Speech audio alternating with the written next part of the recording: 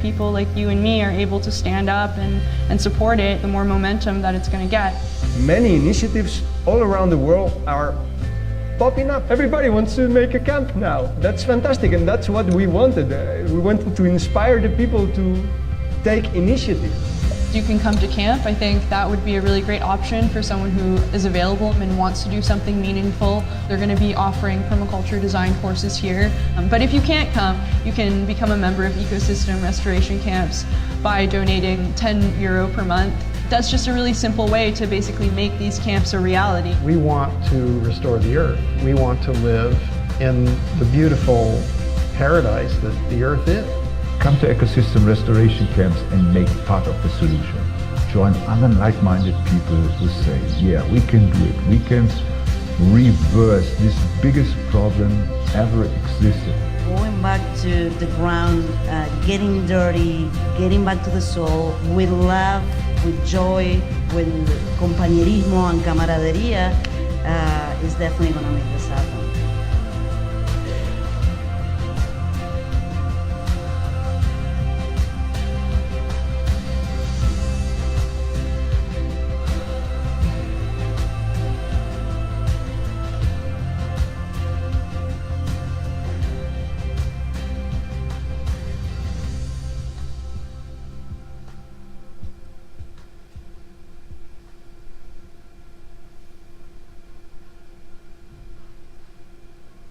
So,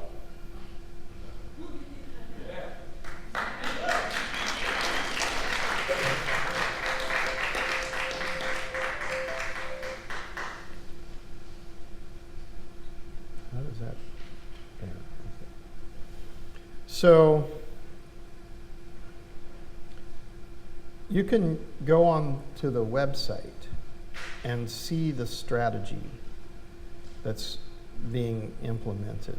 You can read about this and you can join.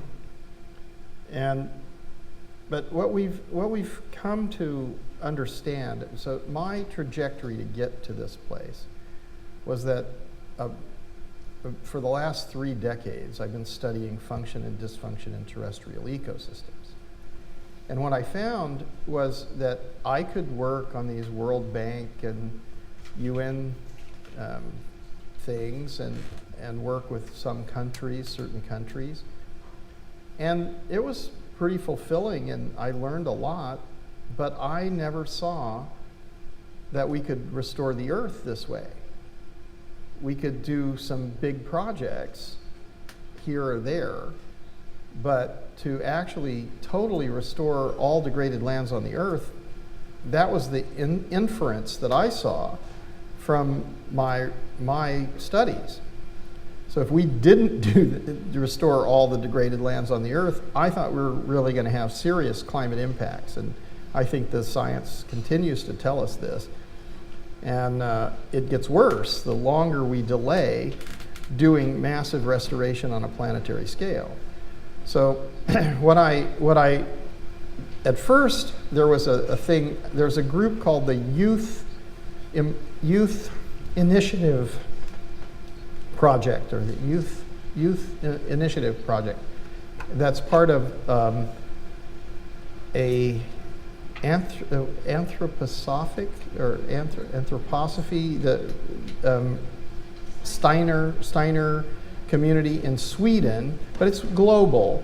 So there's a lovely place in Sweden called Yarna, an intentional community, where they've tried everything for like 100 years or 80 or 90 years anyway, in the Steiner thing. So that's biodynamic, the Demeter certification and Demeter training is there, and it's just a beautiful place.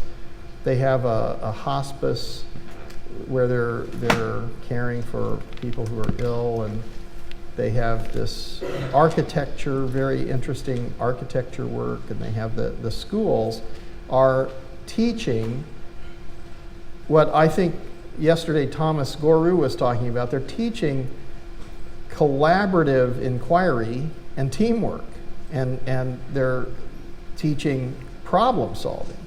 So this is exactly what we need. But when they asked Vandana Shiva and myself and Patrick Holden, who works with the Prince of Wales on organic farming in the UK, and the Tottenham Transition Town movement people, to go there and mentor them. And it's all done by the young people. So we were not contacted by anybody else. We were contacted by the youth who were running their own program. And so then all of us, I said yes, and Vandana said yes, and Patrick Holden said yes, and the Tottenham people said yes. And then the young people showed us what they were doing. It was lovely what they were doing. And they said, what are your answers? What should young people be doing? And so they kind of had what's called the marketplace or open marketplace, if you've ever done this in some of these organizations. So that you sit down and you say, well, here's my idea, and anybody who's interested in that idea goes and sits with you and works on developing it. And so I think Vandana was about seed sovereignty, and that's what she does. And Patrick was about, I don't know, dairy farming without chemicals. And the Tottenham people were talking, they were there with incredible edible. So they were just planting food all along the roads and paths and everywhere. And then I presented the concept, I called it at the time, Research, Training, and Innovation Centers for Ecological Restoration. And I think that's a pretty good name, because that's exactly what needs to happen. But the problem was that I was getting fellowships to institutions, and I was visiting the collaborative group of international agriculture research centers around the world, and these places have multi-million-dollar budgets, and they have all these PhD experts, and some of them you listen to and you can't even understand what they're talking about. And their cost-benefit ratio, it's not like they don't do anything. They are creating hybridized, sort of like drought-resistant wheat and rice and stuff like this. And that's very useful.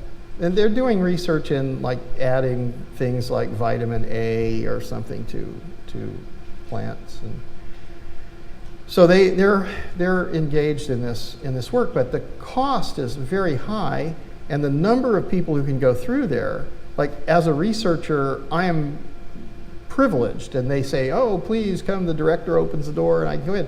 But there's millions of people who will never get in the door there. And so as the young people, they said, well, research, training, and innovation centers, if it's like that, and it has to have millions in infrastructure and buildings, I'm not sure that that's going to work.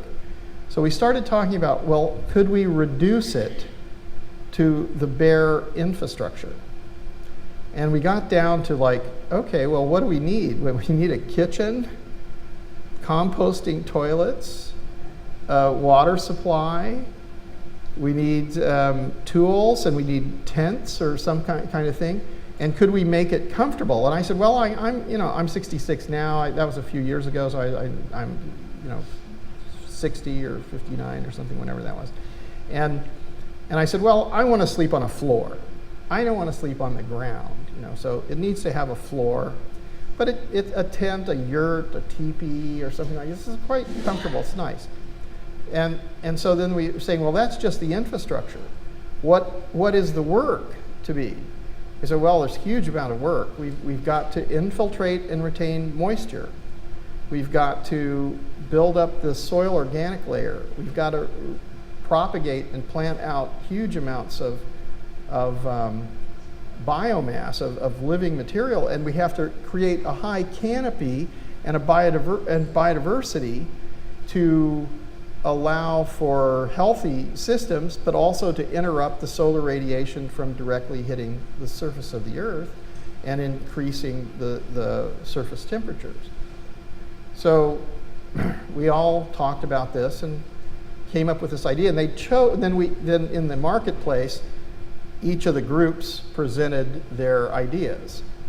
And it wasn't the mentors, it was the young people that presented the ideas. And the young people presented the ideas, and the total group chose ecosystem restoration camps as the way forward for young people.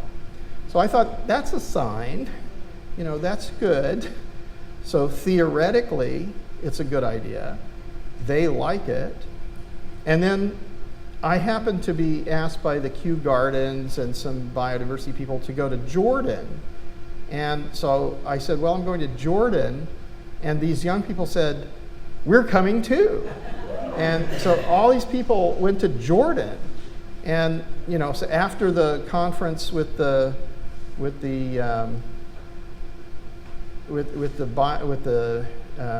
botanical gardens people, we went to an ancient oak forest in a hidden valley. And we sat and ate together.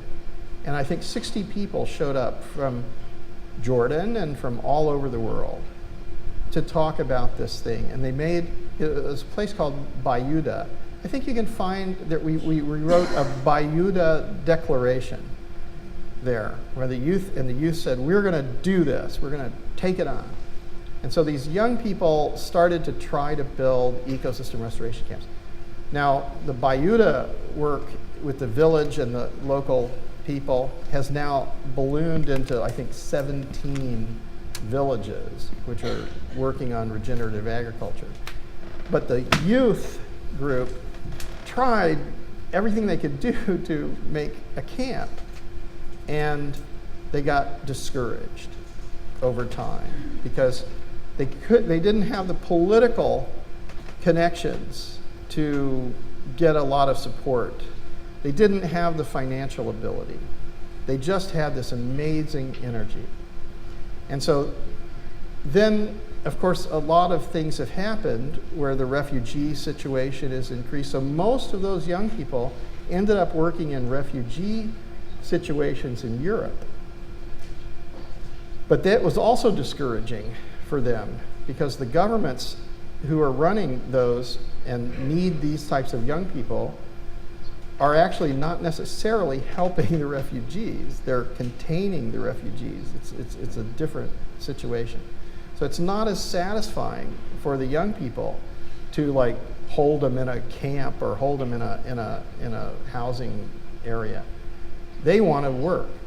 So we kept thinking about this, and I started writing about it on the Facebook. And on the Facebook, when we did this, let me see if I can find it. I just wrote it on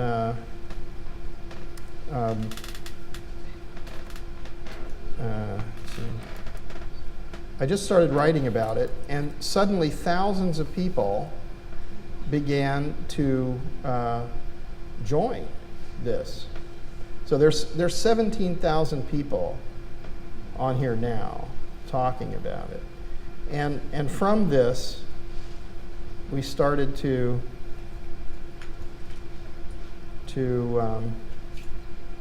let's see, is this the public group? Yeah.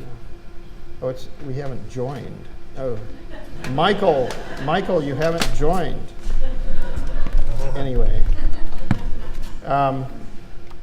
So basically we found out a tremendous amount about this, and there was a lot of discussion about it. And so we asked, would anybody support this financially? And we asked, would anyone who wants to join and share 10 euros per month? And we said if 1,000 members will pledge, we would create a foundation. So when 1,000 members pledged, we said, oh, now we have to create a foundation. But there was no money because they'd only pledged. So they said they would give the money, but actually when we asked them to send the money, only half of them did it. But interestingly, one of the people who was in that film that you saw is Francois. He and his wife were getting married, And they said, we don't want anything from our guests. And they asked their guests to share whatever they wanted to give to the couple to the foundation, and that paid for the creation of the foundation. So that's why we say this foundation was created on love, by love. And then it's continued to grow. And then we decided, well, where are we going to do this? How we have to build a camp now, and to learn about camping. So where will we do that? And one of our other works is with the Common Land Foundation. And so the Common Land Foundation has a project in Spain, and they heavily researched 1 million hectares, 300 farmers have joined us. And so I went there, and it's territorios abandonados. There are no people. So I said, this is a great place to have a camp. And the young owner, he's actually the second son of the Marquis, and he said, yes, let's do it. And then when we said that, this place, and put it here on the internet, all the people just showed up. There were like cars and vans driving up suddenly, and they decided they were going to build this camp. There was no camp there. There was just an empty place. And they have been doing this now. And so their work is, let's see. So, this is, building the roundhouse, I'm not sure. So this is, I'll just let this go in the back. So this is taking something that was on there, and you can't build permanent structures unless there was an old structure there. So they decided to rebuild this ruined thing. So this is part of it. So they're mostly using tents and other stuff.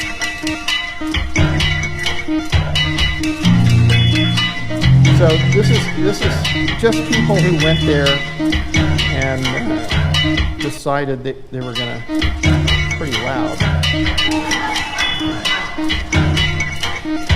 Anyway, here they are, and they're doing a good job. And now you can sit in this super insulated place in the hot sun, and it's cool.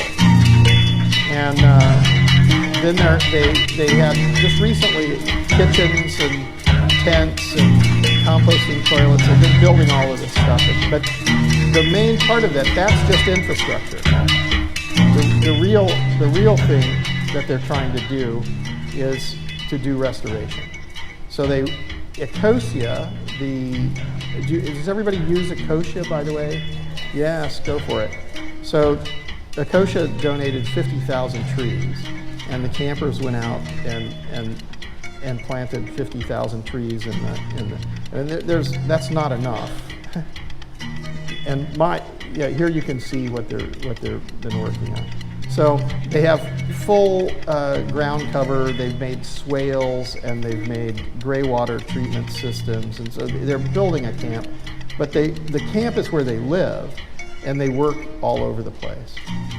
So this has been really fun for the people who've gone down there. And a lot of people go and they stay for 2 or 3 weeks or 2 or 3 months, and some people stay a year, and it's different. But they're self-organizing, self-governing. They're really interested in all aspects of ecology. And they have several PhDs who have didn't want to be in labs and just said, okay, I'm going there. And they have now a living laboratory in this place. So this is how it's working out. Now the next one was in Mexico with the Via Organica, and that one actually had a huge infrastructure already, because they have invested, is Ronnie around? I think it's around $2 million already. And they have a big farm and an organic farm and an organic training center where they're training a lot of smallholder farmers. And then they have a store and a restaurant. But what they don't have is a camp to do restoration. So we started working with them as a camp. And the third one is has just started as a pop-up in Paradise, California, where the big fires were. And at the moment of the fires, I got a call from a young man. We'd been talking before, but he was calling as he's driving away from the fires and trying to save his life. And his wheels are going, and he's on the phone and driving, and it's like, whoa. And he said, we must have a camp here. Instantly, Paradise, he said, Paradise is lost. And, you know, there were, I think, 80 people who died, and you know, it's a huge, all the houses, many houses are gone. So instantly, he started gathering people. And it's been very effective in gathering people. And now there are other camps getting ready in California, and there are camps preparing with another partner is the Global Eco-Village Network. So there are now, the idea that you could have ecosystem restoration camps attached to eco-villages is emerging. And so that's happening first in the Gambia and in Senegal. And then there are too many other places. And the thing that I'm thinking about right now is, can we have exponential growth? Can we imagine an optimized camp facility that could be containerized and arrive in a place? Could we have 15 or 20 trainers and 15 or 20 or maybe 25 trainers and 25 students, and have a 3-month sort of curriculum where they're working on water harvesting, and they're working on soil creation and inoculations with microbial or fungal inoculations, and propagation and plant out. So all of these places are creating huge nurseries, and they're creating huge composting systems and compost tea and inoculants, and they're doing integrated watershed management. So that's what we need to learn. Now, if they do that for 3 months, and then they morph, half of the people leave, and we give them another container, and we give them another 25 students. I think theoretically, I would take half of the trainers and half of the students. And so then every 3 months, you could start to double. And I think the size of the camps should not be more than 30 to 50 people. Because if they're really big, they become kind of like threatening, I guess, to the people. But if they're too small, I think they are endangered themselves. So I think there's a kind of an optimal situation. And of course, most of the people should be local people in these places. And so one of the things that we're talking about is Somalia has contacted me. And if Somalia wants to have ecosystem restoration camps and they badly need it, I don't think we should send anybody from Europe or North America to Somalia right now. It's very dangerous. Unless there are some post-traumatic stress disorder veterans who feel that they're called to do this. I call those type of people the Spartans. You know, and I think, you know, we might need some Spartans. But there's another way forward. We can create camps in northern Kenya or in Morocco or in Egypt, in certain places in Egypt. And they have similar conditions. We take out some Somalians. We take out 25 Somalians, do the training, give them the kit, and send them back. And then they bring 25 more people to study with them. After 3 months, they divide. After 3 months again. And so if we do this, this was the first time that I felt like we could restore the earth this way. Because if people decide to choose, we care about the earth. We care about future generations. But talking about it isn't going to change it. The only way that this will change is if we actually actively do this. So that's where we are at this point. I could show you, and I will be talking on Monday. I think it's on Monday, right? Yes. On Monday, on the 6th, I'm going to be talking about the edge of my research. So that's a different thing than camps. That's also here, by the way. So feel free to come. Well, I guess, yes, I'm going to introduce work that's the edge of the potentialities. So if we look at historically degraded landscapes, then we've really got a big problem.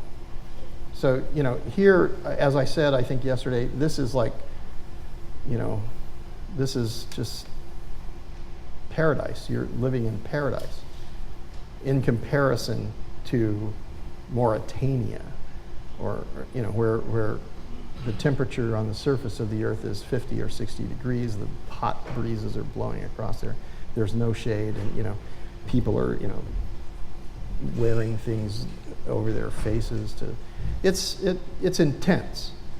So some of those places that are like that were once like this. So we can take core samples, we can look at the pollen distribution, we know that these places were not ruins. I don't have it on this, but so if maybe I can do something with this, if it will. Michael, may I? All right. So I'll just give you a tiny thing about this. So on the 6th, no, don't, okay, go ahead. Yeah, take it off. I thought maybe I could just lay it on top of it. So one of the things that we've been looking at is what is the potential, what is possible. And so I'll talk a lot about what is possible, because we've seen, and also what I've been thinking about primarily. This is more important, but maybe that too. Thank you. So, yeah. So let me see here if I can do this. So, oh, where is this? What's that? I want that. I want that. Okay, so one of the things that I've been working on is with a group that we call the Weathermakers.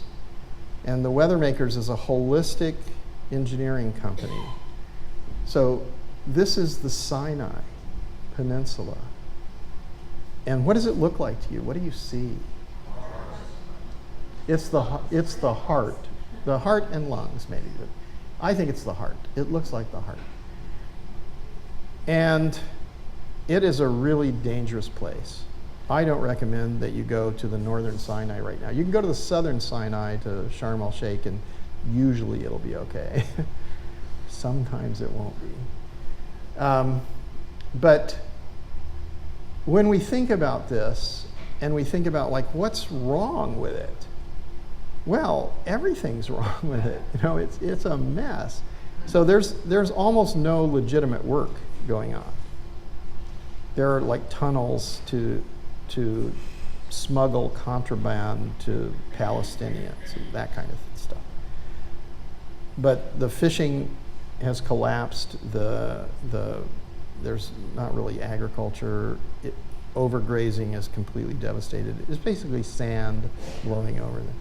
And and the people are, it's hard. And there's ISIL and, you know, all of this, and now the sort of military government is doing a pacification campaign on the ISIL. So I mean, it's hard to take sides in this. I mean, everything is crazy. So, but what I look at it is that, all right, if I throw away and ignore all the political ramifications, what's going on here? There's no infiltration and retention of moisture. There's no biomass, no biodiversity, and no necromass. I know what's wrong with this place. And if you don't do anything, then you're on a consistent degrading scenario. You have to change this. And when you get people engaged in actually doing something else, that is a legitimate livelihood.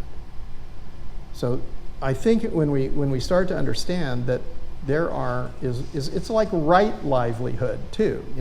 This is what we need to do, and this is good for us. It's good for each individual, and it's good for the planetary balance. But it's more than that, and so I'm going to explain why there's more about this than just the localized. So this particular place, I would say, is like an acupuncture point on the Earth. And so we know now, after about 2.5, 3 years of study, what happened here. We're using a type of, I guess, ecological forensics. So you look and you try to figure out, well, it's ruined. Okay, we see, the body is there, and there's blood everywhere, and we're looking for the instrument and the weapon, and we're looking for the motive. So if we go through this and we study it, we actually can know this. And then we know one more thing about this. We know that it was very, very different before.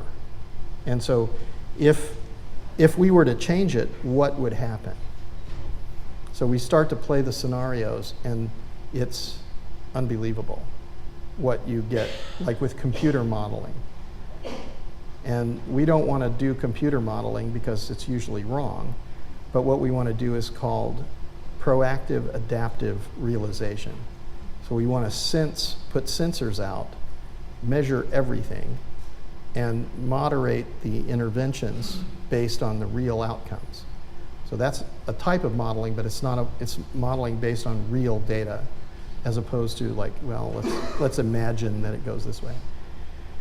But if you do play that out now, theoretically, it changes the course of human history.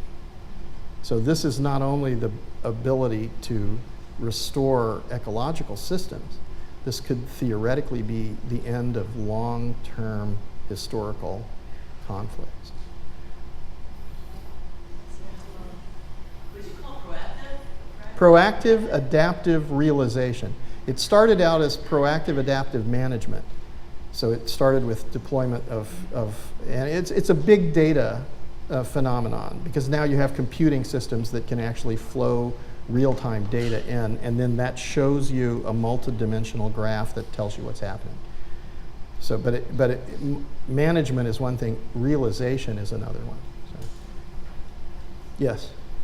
Can you give us some insight between the intersection of your restoration camps and local, regional, and national governments? Well, yeah. I think, they are not my camps. I'm just some weird camera guy that got obsessive, and that's me. But what's happening is that we have suggested a methodology, and that methodology is that we can transform landscapes. And we're not saying, well, we'll help you if you change your political system, or you listen to us and do everything we tell you, look more like us, wear the same clothes, or something like that. No, we need to do this everywhere on the earth, regardless of what's happening, because the climate is a global system. And I think we do end up having influences on all sorts of things if we do this. And if we don't do this, we don't have any influence. But for the camps themselves, they have to be autonomous, self-organizing, and self-governing.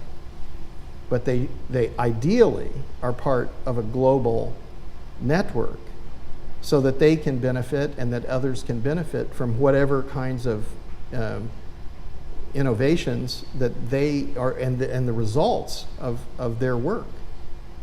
So if there are breakthrough understandings, are you guys aware of this bioreactor fungal composting system that David Johnson in New Mexico State University? Yeah. So, yes, okay, well, no. All right, well, so imagine that you want to create a very successful soil profile with high organic matter. And so is your plan to make a lot of aerobic compost and then pile it on top of your soils or mix it into your soils or something like that? Well, how much compost can you make?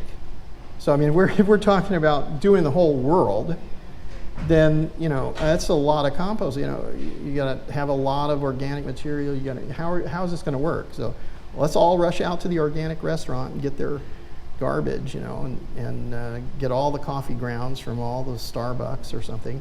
And then, is it enough? No, you can calculate it's not enough. So straw, how are you going to do this? Plant materials? So one of the things that's happening with David Johnson's work is a realization, and I think I like it too because it's lazy. I have too much to do. I prefer to be lazy. But what he's done is he's gone out and gotten leaf mold from an existing forest system. And when you look at that, it's white with these running mycelia. And so don't mess with it. Bring that in to your compost pile as a layer. So you're making a lasagna, and the secret sauce is the leaf mold. Don't disturb it. Put it in there. And when you then make your lasagna up as big as you can. Make sure it's aerated. You've got to have some pipes down the middle, and maybe you can pull the pipes out after a while, and it keeps that aeration going. So you don't want it to go anaerobic, but you also don't want the aerobic microbes to take over. You want the fungus to spread. And so don't touch it for a year. So this is not this is not the 17-day, grind up all the organic material, put in, this is the slow, lazy, fungal stuff. And when you get that, what he's doing is he's taking 1 kilogram in solution and applying that to 1 hectare of land. And he's getting enormous blooms. So usually in these degraded states, there's no microbiology, it's dead. So inoculation, and the idea that you put huge amounts of compost everywhere. I did have one thought, because the Netherlands is covered with shit. Just a fact, there's all these dairies. And so the shit is a huge issue. So they've got tanks of shit and shit here, and they have one method of dealing with shit, which is to dehydrate it. It turns it into this little fluffy stuff. And I thought, that's really good. We have to get that fluffy, dehydrated shit and take it to the Middle East in pillows, and pound these pillows in and make sure that's covered up. Maybe with mycorrhizal fungi embedded into cardboard, and then also maybe seeds embedded into cardboard, and put this whole thing out, and then just add water, just get and then the thing goes. That's a possibility, and everybody can use it. Lay it down like tiles. You don't have to. It's not too hard. It's a possibility. But inoculation works better, and not taking organic material from another place is also a better idea. So maybe we have to do that kind of stuff, maybe, but maybe that's well, we should experiment with everything. We can try that. Yeah. Could you speak a little bit about species selection for reforestation? Are you looking at fruit trees? Are you trying to be loyal to what was growing in those places before? Well, I don't think that's up to me. I think it's pretty much up to the camps. So they need to have a profound conversation. They need to talk about it. And what better place to talk about it than where you're doing it? So you can, every ecosystem restoration camp should have an enormous, my daughter would say ginormous, nursery system. So what plants would you grow in the nursery system? Well, I think you'd play the taxonomy game. So everybody is learning what are the keystone species in this place, which grew here, which are the companion plants that surrounded them, what are potentially climate resilient exotic species that we might need to use. Are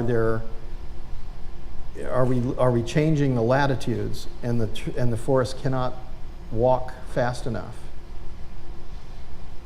I don't know, but that conversation has to be had by everybody.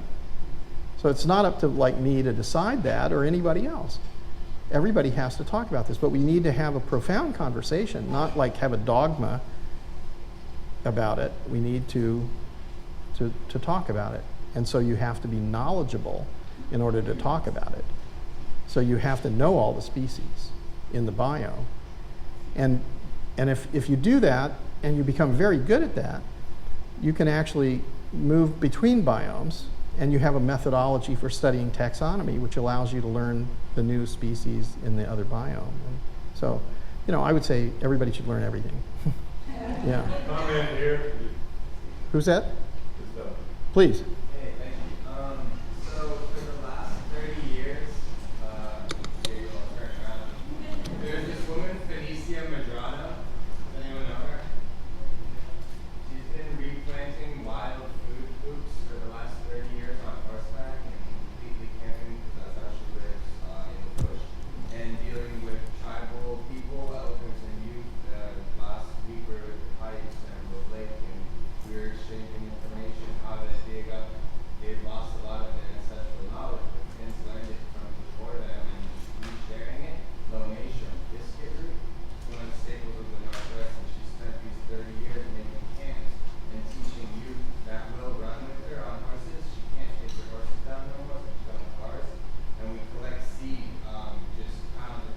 I told her you planted billions of seeds. She said she don't count seeds, but she loves you and wanted to talk to you about these actual camps. But she don't think anyone will give it the time of day or throw no money to it. We do everything on no budget. We just do it when it's the right thing to do, and it's the only way we can know what it is.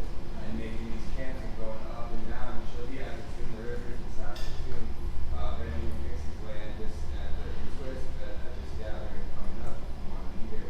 And I invite everybody to look up Phoenicia Madrano and for you, if you want to get in touch with her and find out the last 30 years of work she's done in these forests. It's all guerrilla work, it's all pretty much illegal, and she doesn't mess with corporations, nonprofit organizations, or police because they won't let her do the work she's doing. But she's open to this conference. She's like, I'm here kind of on behalf. Is she here? She can't come to this. She's down south in Lucerne where she has a nursery where she propagates from. Her goal is to completely. She's in Lucerne. She's concerned in Lucerne. Lucerne. Your Lucerne. Is it Lucerne, California? Yeah, but she'll be up in Twist, Washington. She has a nursery in Lucerne, California. Yes, I think you should come and get my name card and get some extra ones and definitely stay in touch. I'm afraid that I live in Beijing in China, which is quite a long ways away. And I'm primarily supported by various Dutch foundations and entities. So, but I am demand driven. So if somebody wants me to go somewhere, they need to kind of ask me. If they ask me, my answer is yes. And then it's also, well, okay, what? How? You know, so yes, I love this. I want to know more. I can possibly find some time to learn more. How old is she? About 60. She's online. Finn. Granny Finn. She's one of the first transgender people in the state. Well, wait a minute. She's 60? Or 60, 70. Well, okay, that's a big difference. I'm 66, so. All right, okay. Okay, I like it. I like it. I please stay in touch. Good. I don't know how. Yes, please.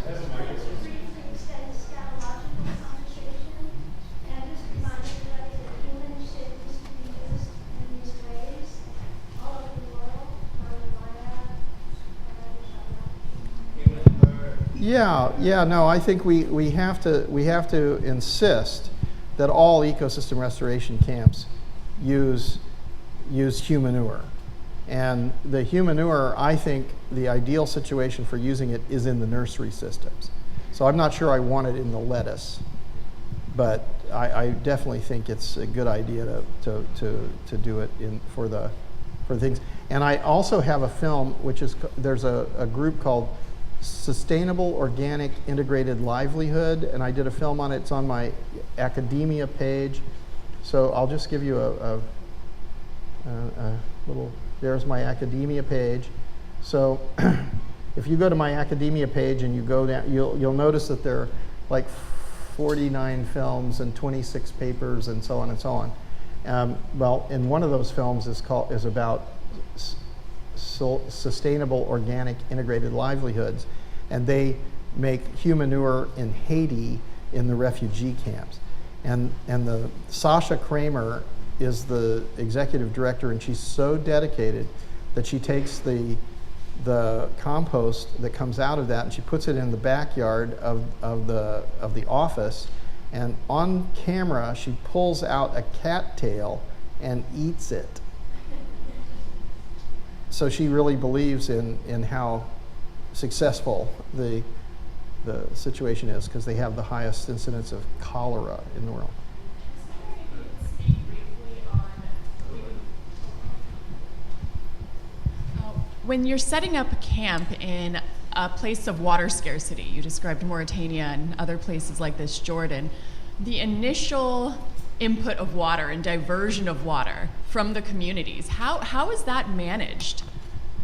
Well, I don't think how does that process go down? Because obviously it's necessary. It has to be studied in each case. I would tell you that in many of these places, I would recommend right now, we have Dr. John Todd. Do you know Dr. John Todd? Dr. John Todd is on our advisory council. Todd, T-O-D-D. Let me see. So, just a second, one moment here. So, go here and you can see who are the main advisors to this. But Dr. John Todd has worked on something for a long time. He used to call it the living machine, but somebody stole the patent, and now he's calling it the eco machine, and it's about constructed wetlands. So there he is. John Todd, ecological design, very interesting. And he's got a concept for passive solar saltwater greenhouses, which can evaporate water, giving you fresh water and capturing the salts. So this could be very useful if we want to use this water for nursery systems. And then ideally we harden the trees. And there's also some other passive devices. There's these wonderful terracotta, I forget what they're called, but they're terracotta. Oyas. Yes, oyas. Yes, so these oyas you can bury them and you put water inside, and it slowly maintains a moist environment, and it cools the temperature. So we can do things like this to maintain. So camps actually can do active stuff. So one of the things that's happening with much of the tree planting is that they plant things and they die. So I think one, we can grow. I was talking to someone here who's a nursery person, and maybe 2 years is a pretty good time. You can maintain the taproot and then move it out. But if people can make these plants stronger, so that when they're planted, they're not these tiny little things that are, a mouse or a rabbit could take it out in a moment, that they're just more secure, and that they're actively protecting them. So that's what we need to do. So there's a lot of things. Everything is about problem solving.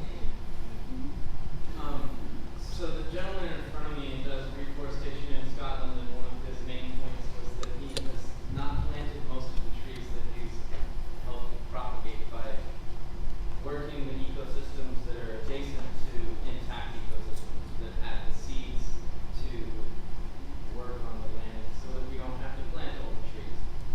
And in like Masanobu Fukioko's book, like, what can I not do?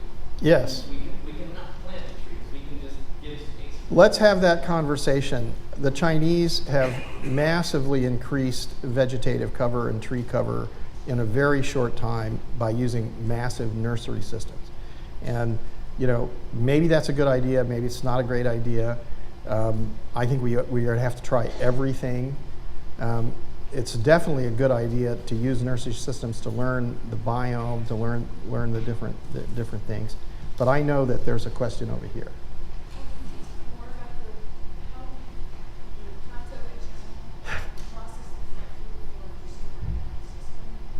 Okay, well, I documented it. Millions of people worked on that project, and so what you have is a hierarchy of functionality. So in the papers, so there's a few papers on here which I think might be learning to communicate the lessons of the List Plateau. That one, the hierarchy of ecological function. This kind of stuff. Well, continuing inquiry into read this kind of stuff. This is very detailed stuff. So it'll tell you about the process for infiltration, retention of moisture, understanding of integrated systems.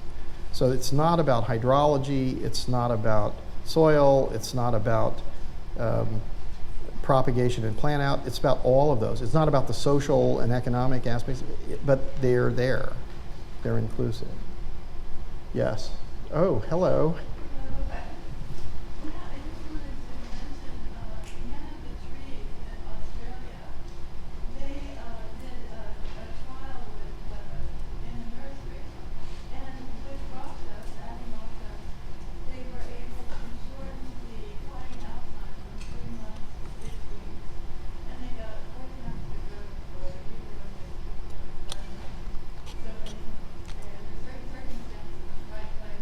So mineralization, but there are different kinds of rock dust, different kinds of minerals. Which one are you recommending?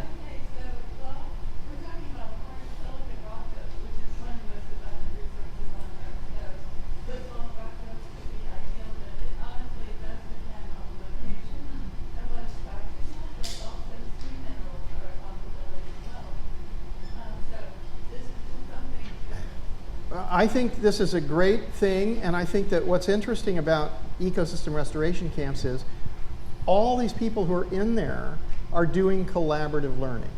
So they're talking about this every day, and they're just making decisions. I was in the one in Spain, and they were making indigenous microbial inoculations, and they had them in the kitchen. And I was like, oh, what's that? And they were like, don't eat that. It was kind of purple and oh. Yeah, I joined, a couple of years ago, I joined it, and I must say, after being here again, I just feel like I love being able to go to one. Well, we have to do this all over the world, so I don't necessarily recommend that people go halfway around the world in order to go to a camp. Do camps everywhere. is the answer to that. Thank you, and thank you for housing me when I was speaking at Harvard. Thanks so much.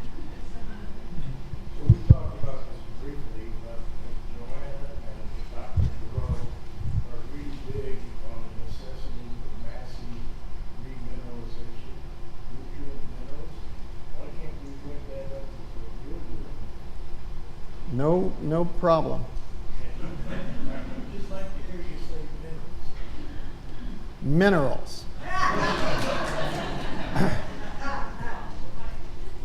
The elephant in the room for me is that humans are trying to restore the earth, but corporations are plundering it with enormous machines and a very strong infrastructure faster than we can get in. My own state, Alaska, is rapidly becoming a resource extraction state, and the recent governor is cutting the infrastructure of the state by 40% with the idea that most of the people will leave and leave it for the whole corporate plundering thing that's being set up on a massive scale. And I don't know, this is the part where I am really like, how do we communicate, because we created corporations, how do we communicate across this barrier? They're all gonna breathe the same air, they're all gonna drink the same water. I mean, we are the enemy. Yeah, it's Pogo. I don't know how old you are. But yeah, Pogo. Pogo said, "I've seen the enemy." And yeah, he are us. That's right. Actually, I have given this some thought, and I think that one of the things that we have to do is return sovereignty to the people. And so corporations are not people. There are people who work in corporations, but to give the corporations the right to destroy. And yesterday was the funeral of Polly Higgins. I think it's an important, so if there are corporations who are destroying life systems, the earth systems, then that's ecocide. And I think, if humanity stands up and tells the truth about these things, committing ecocide is a horrible, horrible crime against generations of life. And so, but my personal interest, like I've seen people who think like we have to protest. We have to go up and, protest. But I think if we go up and protest, we just identify ourselves as and we get taken out. I think what we need to do is we need to decide what we believe in. I believe that all living things have equal rights. And so I mean, let's look at for a second. Let me see this. So I think what we need to do is we need to decide what we're going to do, and we need to get away from the fear-based and it's not productive. We don't have theoretical problems. We have physical problems. We're going to have to physically restore them. So let's decide what we believe. Let's get everybody who agrees with us, and let's go out and do it. And when we're the majority, or maybe not even the majority, when we're the turning point, the tipping point. Yes, we're the 100th monkey, or we're the paradigm. We reach the paradigm shift. We're critical mass. So that's what we need. That's what we need to do. This is the vision, and the mission, and the principles for the camps. Bravo. You hear me. I have two questions. First one is, I am new to this kind of work, so I'm making the assumption that the restoration work that you're up to and the soil in particular is somehow the same. But the piece of this work is about finding ways to agricultural soil permit out of the atmosphere. Is that fair? That's the first question. The second one has to do with the process of in the camps. Are there ways like difficult development that go up in the camp? So I'm wondering if people are talking about the process that people are using to keep the camps, high functioning. Happy campers. I think happy campers are critical. generally speaking, what we're seeing is that anyone who chooses this is in a highly motivated state. I would say something about carbon, that actually carbon disequilibrium in the atmosphere is not the total sum of human impact on the climate. It's an indicator. And so we need to recognize that a meme has been spread, and carbon disequilibrium is not just an inconvenient truth, it's a partial truth. And we very badly need to have consciousness rather than understand what the media has told us about things. So in ecosystem restoration camps, using collaborative inquiry, it's possible for everyone to decide what they understand about this and to collaborate to answer what they don't understand. And I think this is better than like my telling you what I've learned, but I can do that, and it's all there. Basically everything I learned goes onto my academia page, so you can always follow what I'm working on. The edges of what I'm at now, so I've gone through hydrology and botany and microbiology and atmospheric science and all these things. But what I'm seeing now is this hierarchy of function is critically important. So most people talk about biodiversity. They're really excited about biodiversity. We're losing this species and that species. That's true and important. But that's like the highest order of ecological function. And we're at a place where vast areas of the planet have sand blowing over the ruins of once great civilizations. So biodiversity is not the first thing that comes to mind in those places. I mean, it's gone, so it's gone. How do you get it back?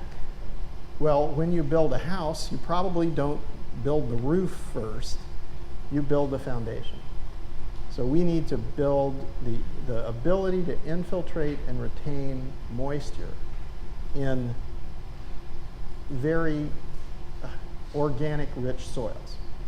And we need to have total vegetative cover. And then we need to encourage, maybe through planting, maybe through natural succession, a return of various kinds of equilibrium, leading ideally to natural succession ending in climax equilibrium. That would be the goal.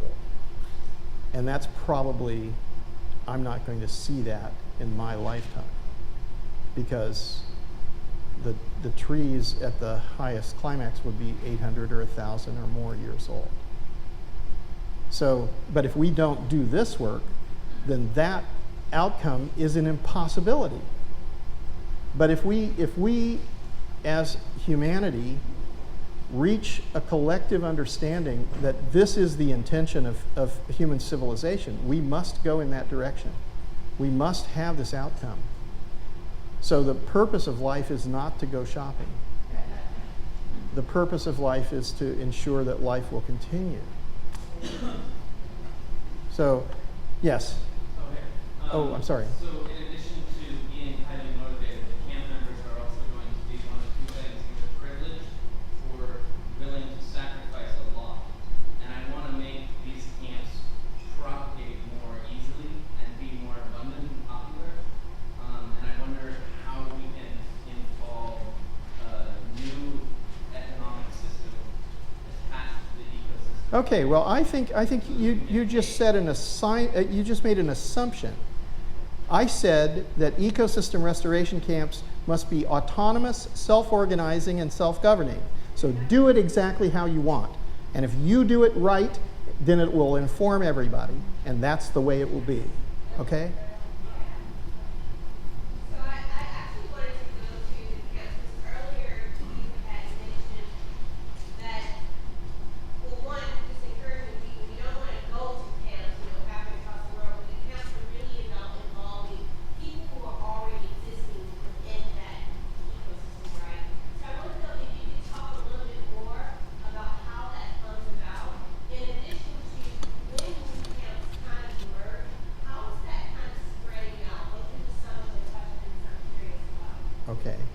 I think there's a, so I think I mentioned that I've been dreaming. And I've been dreaming going back a long time. So I started dreaming that I could change the vegetative cover in Africa. And then suddenly I did that. You know? And I saw that if I didn't do that, if I didn't like talk to the president and the prime minister and the parliament and the cabinet and the science faculty and the press and the public, then they wouldn't know this. But if I did that, then they all knew it at the same time and they all made decisions, and then now there's 12, 15 years of data on that. So you can actually see what the result is. Also on the academia page, look for choosing the pathway to sustainability, that kind of thing. And what is interesting about this is, so you see it happening and you see the data, and let me also tell you that the greatest satisfaction is to see a spring come back or a perennial stream flow return. So this is off the scale satisfaction levels. I think there's right now I've been seeing that there is a pathway to camps. Camps are aspirational. We would like to have camps. I think camps are useful. People as individuals may not have the tools or the seeds or the technical ability, and they need help. So camps provide everything that you need. Go stay there for a while, learn how to do it.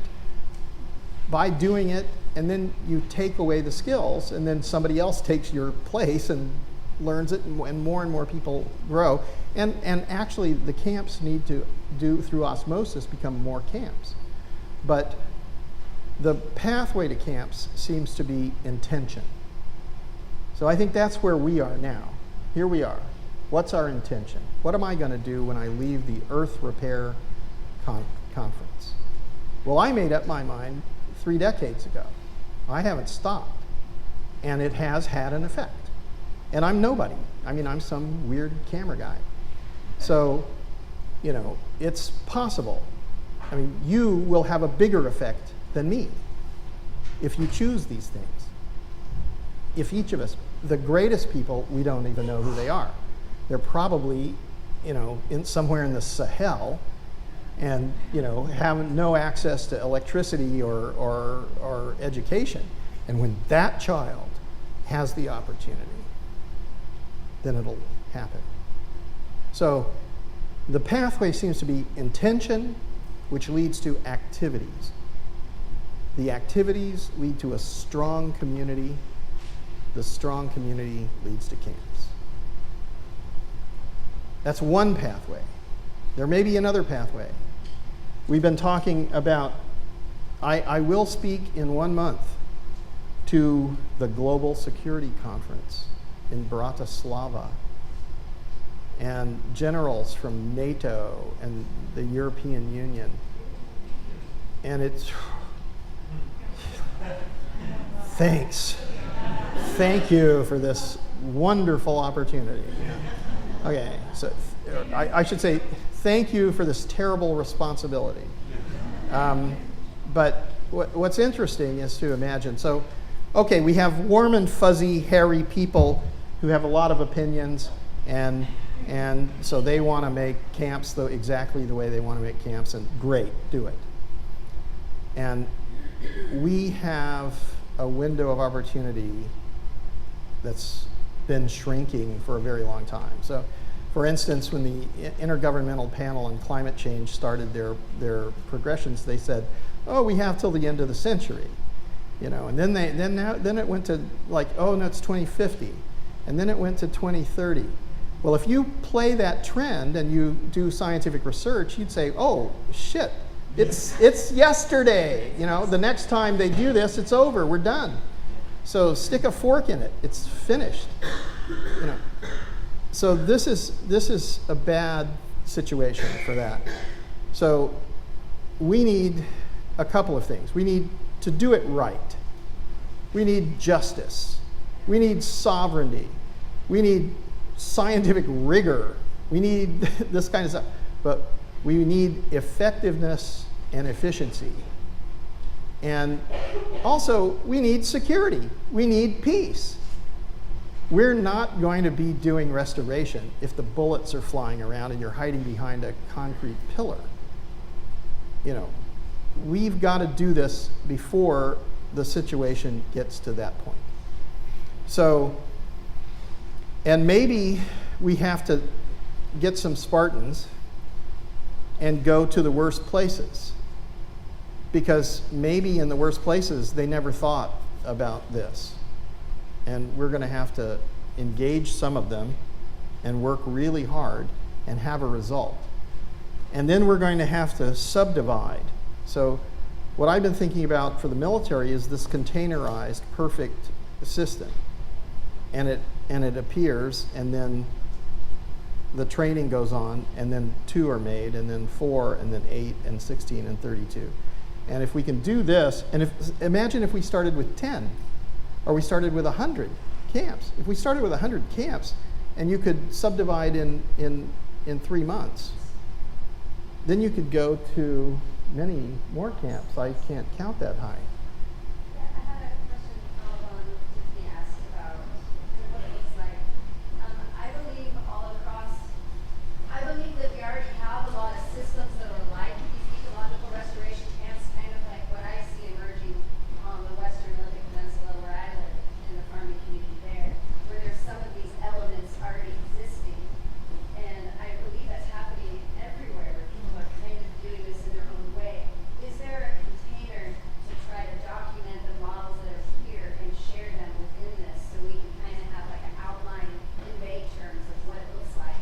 Like autonomous, self-organized, self-governing, having a profit system so that it can support the people, and to actually see what that looks like on the ground right now in different places as it's going. Is that, like, is there that space?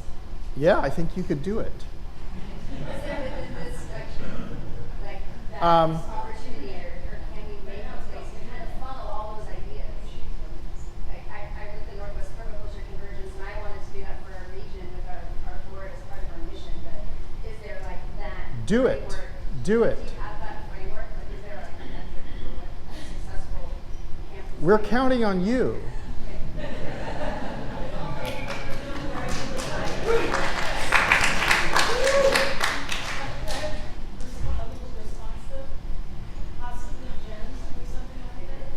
They're already a partner. The Global Eco Village Network is already a partner, so they may be onto some of this. There is monitoring and assessment work going on in a number of institutions, and there's a big data. There's a big data thing which is creating a global map of the world. That's very exciting. Yeah. So the proposal was made in the early 90s with the Pentagon returning to a green restoration agency, and then to go that way. And the Pentagon has for a long time identified climate change as one of the great threats to global security. So are you planning to ask these generals next month to specifically commit troops to restoration work? To look at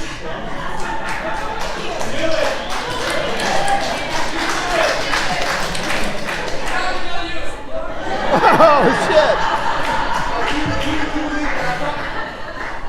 shit. Yeah, I would say, yeah, I think what I'm going to do is I'm going to discuss the possibility that in dreaming and in doing ecological research, it's become apparent it's possible to rehabilitate large-scale damaged ecosystems, and that knowledge is a responsibility, and that no amount of guns or bombs or airplanes are going to make us more secure in this area.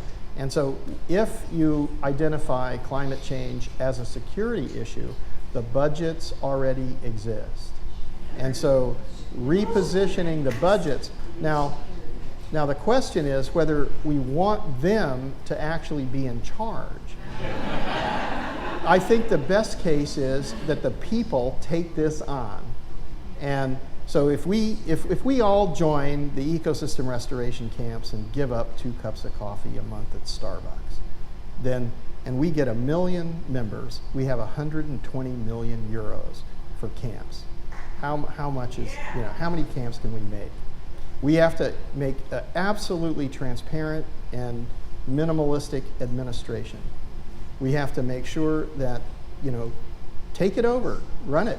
I'm only the voluntary advisor to the, chairman of the advisory council. Run these things, do it the way you want to do it. This is about empowerment. This is about individual sovereignty. This is about understanding exactly what human civilization is called to do at this time. If we fail to do this, there is a high risk future. So what I think I'm asking is, could you find a way to reflect the traditional goals and forms of democracy and so on? I have no idea. I don't want to take it over you. I think that Okay, so I have no idea, but I do know this. The GlobSec called me to come and present to them. It's invitations only. I'm not going to call them up and go, hey, here I am, you have to listen to me. They're never going to do that. But if they call me up, I'm demand driven. They're asking me for a reason, just the way Skeeter asked me to come here. Well, some of them, I would guess that there's factions within there, and I do know that there are people in the military who are very protective and afraid of violence because they know what it does. So those officers are like fathers. That's their kids. You don't want their kids to become homicidal maniacs and kill people, and you don't want their kids to die. So I think they're human beings. We need to understand it. We probably all come from a warrior background at some point in history. Yeah. I think the point is to avoid conflict as much as possible to really avoid. Yes. Yes. Maybe we can unleash the farming. And it's a green farming, and we're going to infiltrate with goodness and restoration of farming. Farming. The farming, yeah. Change the words in our language and give it to the farming that we're going to be making. Okay. Good idea. I want to come on this military question here.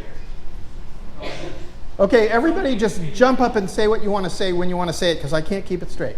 Somebody who's been mentioned already in this conference is Richard St. Mark Baker, the founder of the Men of the Trees. He was a visionary way ahead of his times. And he had a dream in the 50s that the armies of the world would come together to plant a green front across the Sahel to prevent the spread of desertification. So the idea has been around for a while. And the military exists. Its sole purpose is to protect the people of the nations. And the threat today is not primarily war, it's environmental degradation. So there's a common cause there. And I think, what the military has is great organizational ability, its capacity to deliver things. And I think there's a way to find common cause. But John, you're particular on the pulse of it. It has to be under local control, So the key to this being successful is that these camps are primarily driven by local people who know their ecosystem, who know what the pioneer species are, who remember where the last trickle of water came from. They have to be in charge, and everything else supports it. Yep. And I think there's a great potential to reach out to these people. It's a wonderful opportunity you've got to go and deliver a message. I know from being at Finhorn for 40 years, there are people from the military who come to Finhorn. There was somebody in a week I ran about 30 years ago who was based in the Pentagon, and I said to him, in a deeply spiritual man, how can you be in the Pentagon, working in the Pentagon with these values? And he said, that organization needs to change. That's my work. There are people like that. We have to find them and shift those organizations around. They have a role to play. I think everyone has a role to play. Who wants to talk? Say. I just want to say, I want to thank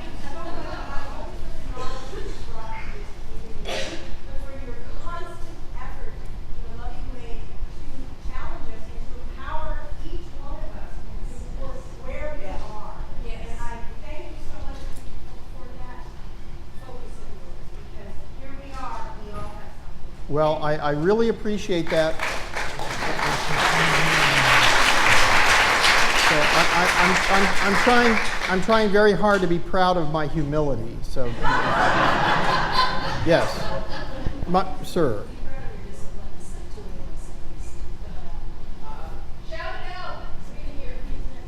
I noticed in your video that of the Los project that corn was being grown. No, that was sorghum. Sorghum. Oh, not sorghum? I Yeah. thought it was corn. Sorghum. Oh, That okay, was sorghum. Okay, the second part of my question was, does it matter whether that crop is being grown for local consumption or is it going to join the global commodity? That was all for local.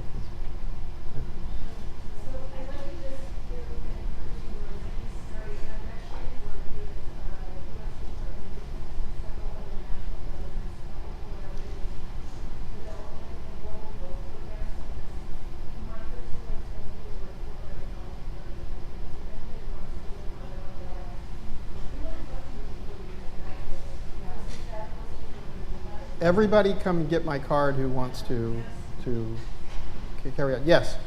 I just want to thank you for adding humor more than any other speaker.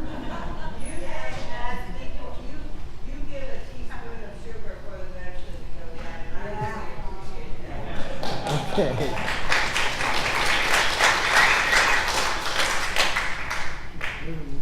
It's noon. Yeah. Quick question. I'd like to know who's a member of ecosystem restoration. Camps. Yeah. Everybody join. How many are paying members? Yeah. How many are paying members? And finally, for 10 euros a month, how many of you are willing to sign up for the solution? Woo! All right. Hands up. This is a commitment. If you live in integrity, you gotta do it. Thank you. Woo! Hey, wait a minute. One more thing. One more thing. It's online. Wait. One more thing. Come up. I have to teach the secret handshake. You have to come up here. Come on. Get up here. Get up on stage. No, him. He gets the secret handshake. But you all get to learn it, okay? Start off like that? No, it's like this. This is how it goes. So I have to tell you, I was in Peru. And I wanted to shake hands with this guy, feathers and paint and everything. He was actually from Ecuador, and he wouldn't shake hands with me. And I felt like, oh, what have I done? Oh, this is bad. And then he said, no, I want to tell you how we greet each other. Basically, he said that this is a post-colonial or a thing, and we don't do that. This is how we greet each other. So you have to do this. You have to put your thing, and then you have to repeat after me. He said, "My earth is your earth. My earth is your earth." And then he said, "My heart is your heart. My heart is your heart. And then he said, My spirit is your spirit. My spirit is your spirit. And then he said, we are working together. We are working together.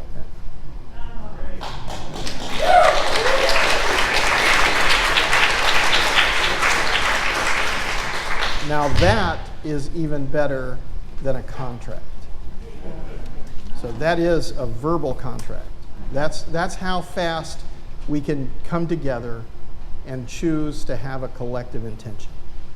Thank you. Yeah.